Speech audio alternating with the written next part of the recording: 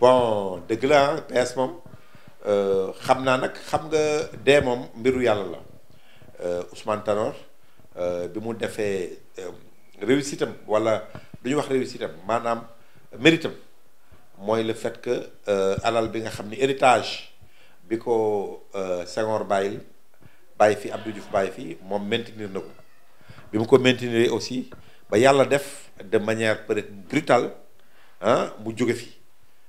loolu nécessairement day indi problème ci parti wala instance boo mën a nekk parce que yow bu fekkee xam nga yàlla moom du tàggoo ne la jour tel la lay yóbbu loolu bu amee nga xam ni peut-être préparé ñu boo xoolee sax ni PS bindoo mënuñu ne sax diw la ñuy moom moo koy remplacer gis nga coow li am entre les partisans ñi nga xam ne dañ ne dafa am flou maanaam leerul texte PS yi que ni Aminata Mbengue Ndiaye moo waroon a remplacer Tanor parce que Aminata Mbengue Ndiaye lañ jël am na ñoo xam nag dañ ne leer na parce que intérim la ñu bëri dañ doon wax ni intérim la mais waxuñu ku génn àdduna ne seen wax ku génn àdduna moom intérim rek nga mën a yore ba élection di ñëw waaye xalaatuñu ni war na mën a jël mandat bi téye ko jusqu'à la fin te je crois que loolu la mais lu ci mën a doon aussi mooy xam nga Aminata Mbengue Ndiaye lañ ko dénk mais te alors que ay secrétaires généraux ay secrétaires adjoints ñoo amoon maanaam mënuñu ni kii mooy un kii mooy deux je crois que Tanor loolu bi mu koy defar c'était pour wala PS bi ñu koy def dans leur ensemble c'était pour stabilité am stabilité au niveau de truc ñu ne kii jiituwul kay jiituwul moom rek moo jiituwoon waaw xam nga bu lii amee léegi Aminata Mbengue Ndiaye la ñu jiital mais boo xoolee coow li commencé dafa mel ni ñi nga xam ni peut-être arrangé wu leen xam nga boo xoolee Serigne Mbaye Thiam sax am na ñu ko ci ŋàññ daal di ne bi Ousmane Tanor Dieng génne àdduna rek moom moo njëkk a commencé wax affaire donn ku koy remplacer ba nit ñi ne dafa yàkkamti li ma ko seetlu nag mooy xam nga boo xoolee ñoom ñaar muy Aminata Mbengue Ndiaye ak Serigne Mbaye Thiam ñoo nekk ci gouvernement bi maanaam am dayoo envergure boo xamee ni ak yàggaay peut-être bi ñu yàgg PS la ñu xalaat ni ak seeni rôle au niveau du gouvernement ci xel dem ci ñoom ñaar mais am na ñeneen ñoo xam ni ñu nekk ci mbir mi mën nañu xalaat ni am nañu les mêmes rôles bu ñu war a jouer mais loolu bu amee xel yëpp dañ demoon ci Serigne Mbaye Thiam ak Aminata Mbengue Ndiaye mais Aminata Mbengue Ndiaye bu yoree PS war a dawal en attendant que élection bi jeex léegi nee nañ ba mandat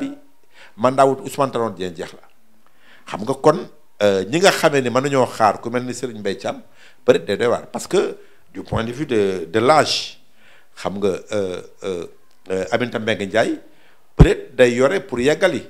mais amuñu yaakaar peut-être 2024 bu fekkee PS day am candidat wala même élection yi di ñëw tout ça peut-être député yi ak local c'est moins grave mais élection présidentielle peut-être amuñu yaakaar ni Aminata Mbengue Ndiaye dina présenté wu ah surtout que jàppale Macky Sall bi dafa am fu muy yem parce que Macky Sall dootul nekkati candidat donc am nañ njort ni PS dina demal boppam waaw bu loolu amee peut-être Aminata Mbengue Ndiaye xalaatuñu ni moom moo mën a porter combat boobu donc day nekk intérim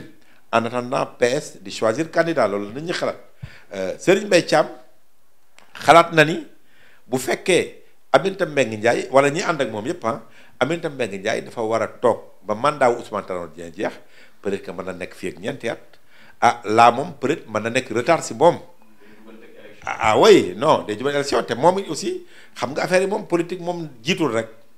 boo jiitoo moom mën nga teg say nit préparer wu combat xool ni ngay organiser woo mais boo nekkee second mais c'est pas évident que nga mën a imposer li nga bëgg a def donc mën nañu am yaakaar ni inquiétude boobu gis nañ ko si ñi ànd ak Serigne Mbaye Thiam waaw parce que moom it dafa nekkoon si logique boo xam ni day remplacer Ousmane Tanor Dieng donc xeex bi avec Khalifa Sall et tout ça ñëpp dañoo xalaat ni maanaam léegi est-ce que moom mën naa xaar ba loolu mandat wu Ousmane Tanor Dieng jeex pour muy positionner wu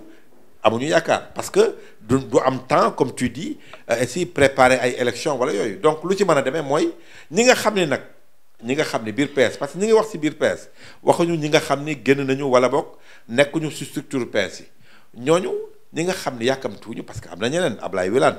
mi ngi fii mi nga xam ne porte-parole c'est un rôle assez important ay Cheikh Seck ak ñeneen donc ñooñu est-ce que ñooñu mën nañoo xaar Aminata Mbengue Ndiaye parce que mën nañoo xalaat ni avenir bi c'est par rapport à ces jeunes surtout que nag léegi recomposition pour da am xam nga pour jàkkaarloog ñu mel ni ay Ousmane Sonko ñoo xam ni parce que ñooñu 2024 ce sont ces leaders là jeunes qui sont un truc ah peut-être ñi ko nekkul woon ñu mel ni ay Thierno Bocoum yooyu donc nécessairement est-ce que le PS ak ces anciens là mën nañoo jàkkaarloog ñooñu gis nga le président Macky Sall sax c'est un président jeune am nañ yaakaar ni ñi nga xamee ne ñooy ñëw après donc du ñu nekk âge Macky wala dañ koy gën a nekk xale peut-être Idrissa Seck un peu ak yooyu non mais loolu am nañ yaakaar ni donc waa PS am na ay jeunes yoo xam ne ñi ngi xaar moment boobu ñoom seen temps lay doon pour ñu mën a am assise ci biir PS pour jouer leur rôle bi PS war a jouer ci landerneau politique. coow loolu am PS te tey ñoom it nen la tey Khalifa donc moom bu jugee ci li nga xamante ne mooy natt bi nga teg bi ñu tegu ci kawam. muy prison génn ñëw fekk ci lii est-ce que du gën a compliqué encore. ah mais compliqué day compliqué parce que kaawu Khalifa xam nga Khalifa ñoom déjà ñoom nee nañ mosuñoo génn PS dem nañ sax ba ne ñoom ñooy PS gis nga Barthélémy Diaz dem na. À la maison du parti ba signer le livre rendre hommage à Ousmane Tanor Dieng parce que dégg nga ci waxam nee na héritage yu Ousmane Tanor Dieng amu fi héritage yu Senghor moo fi am même bu fekkee wane na ni ñoom masuñu leen a dàq parce que amul benn këyit buy wane ni dàq nañu ça c'est un fait donc gaaw Tanor yi maintenant gaaw Khalifa yi est-ce que Barthélémy Diaz aussi est-ce qu'il parle pour Khalifa wala il parle pour lui loolu tamit jar na xalaat. Bamba Fall gis nga rôle bi mu joué pour mën a delloowaat moom sax commencé na di rencontrer Ousmane Tanor Dieng avant que Ousmane Tanor Dieng di génn àdduna amoon rôle boo xam ne pour rassembler la famille socialiste te Ousmane Tanor Dieng aussi dafa wax besoin boobu de rassembler la famille socialiste donc bu ñu nee rassembler la famille socialiste rek xel yëpp ci Khalifa Sall la jëm mais Khalifa Sall dafa am benn préalable boo xam ni pour ñu xalaat ni. mën naa ñëw jour parce que quand même à part Ousmane Tanor Dieng moom la ñu gisoon ni mu am rôle d'envergure pour mën a présenter un candidat d'envergure représenter le parti socialiste moom la ñu xalaatoon en tant que maire de Dakar peut-être fédérer PS loolu aussi du yomb parce que am na clan yoo xam ni peut-être gisuñu ci Khalifa Sall un leader mais li ñu war a xam mooy benn moment nag dañuy xam ni Khalifa en tout cas c'est le candidat crédible pour le parti socialiste après Ousmane Tanor Dieng loolu moom il faut que parce que xeexal na boppam ba nekk maire Dakar ñaari yoon te gis nga doole bi nga xam ni taxawu Dakaram boobu demoon na ba taxawu Sénégal di am même si entre-temps on a vu quand même ñu bëri dem nañu mais bu fekkee dans truc immédiat en tout cas dans l'avenir immédiat du PS par exemple 2024 pour ñu mën a am un candidat crédible Khalifa Sall peut jouer ce rôle mais dama la wax ni dafa am benn préalable parce que Khalifa Sall aussi dafa nekk prison fi mu nekk nii dafa nekk lu ñu ko jiiñ te aujourd'hui même bu amee grâce ba génn day mel ni rek li daloon Karim Wade moo koy dal grâce boo xam ni mais mayuñu ko mu nekk candidat parce que est-ce qu'il va recouvrer ses droits civiques loolu amnistie moo ko mën a jox bu fekkee nag jox nañ ko amnistie mu génn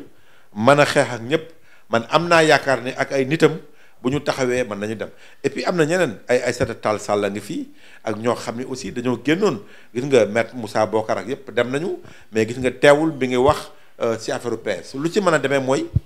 est-ce que le parti socialiste te xeex bi noonu na gën a yomb pour Khalifa bu fekkoon léegi waa parti socialiste même ñi nekk fii gis nga ni ñu accueillir Barthélémy Diaz gis nga ni ñuy dégloo aussi Bamba Fall bu fekkee ñooñu gëm nañu ni rassemblement bi mooy que ni Khalifa Sall am na rôle bu am solo bu muy jouer ñu indi ko teg ko loolu xeexu Khalifa Sall dina gën a yomb donc moo tax ñu am yaakaar mais préalable bi nag du nekkul parti socialiste xanaa ànd ak moom xeexal ko un combat politique pour Khalifa Sall génn prison ñu setal ko mu am amnistie boo xam ni comme Idrissa Seck la ko daloon nga xam ni dina mën a dem candidat nekk élection mais bu dul loolu même bu génnee prison te xam nga amul droit civique pour mën a xeex donc tant que beneen régime rek peut-être moo mën a ñëw daal di seetal Khalifa Sall pour mu mën a nekk candidat. Avenir u PS gis nga am na avenir PS li tax man la am na avenir dafa nekk un parti organisé benn parti boo xam ne dafa yàgg am des militants un peu partout au Sénégal wala partout au Sénégal dans les régions maanaam gox-goxaat yi xam nga loolu daanaka Macky Sall sax amu koon bu ñëw waaye dafa mel ni nag ak ni ñu jàngatee politique wu léegi nit ñi dañuy génn parti politique pour mën a demal seen bopp. Gis nga li am Macky Sall avant que muy am parti sax nekk na président. Gis nga li am France Macron génn rek daal di nekk candidat. léegi tamit loolu avenir u PS est-ce que ñoom dañuy gis ni ci biir PS la avenir bi nekk wala feneen parce que aujourd'hui bu ñu bëggee peser même bu fekkee keneen sax mooy ñëw ñu koy jàppale mais pour ñu am ñoom rôle bu am solo mooy il faut que ñoom ñu juboo il faut que ñu xam ni idéal bi bokk nañ ko. gëmuma nag que rassemblement de la grande famille socialiste loolu dina am solo parce que lu mel ni URD bi nga xam ne Diégane Sène moo ko jiite léegi li nga mel ni AFP parce que Diégane Sène c'est moins grave mais AFP est-ce que Moustapha Niasse ak Ousmane Tanor Dieng je veux dire ak le parti socialiste mën nañoo delloowaat essayé woon nañ ko élection 2012 ba nga xam ne bu ñu joxoon Moustapha Niasse jiitu wala Ousmane Tanor Dieng jiitu président Macky Sall du nekk candidat donc ñoom ku ci nekk am nga jaar-jaar léegi yu metti yoo xam ni peut-être yaakaaruma ni rassemblement de la grande famille socialiste na am mais par contre ñoom PS bii nga xam ne ña fa nekk nañu xam ni bu ñu boolewul pour ñu jouer un rôle important ci avenir u politique sénégalais du yomb donc nañu comprendre loolu xam ni seen avenir mooy booloo juboo même bu fekkee dañuy tànn un candidat bu leen représenter en 2024 loolu la parce que Benno Bokk Yaakaar moom yaakaaratuma ni après le départ du président Macky Sall mën nañoo continuer di fa langaamu pour dem ay élections.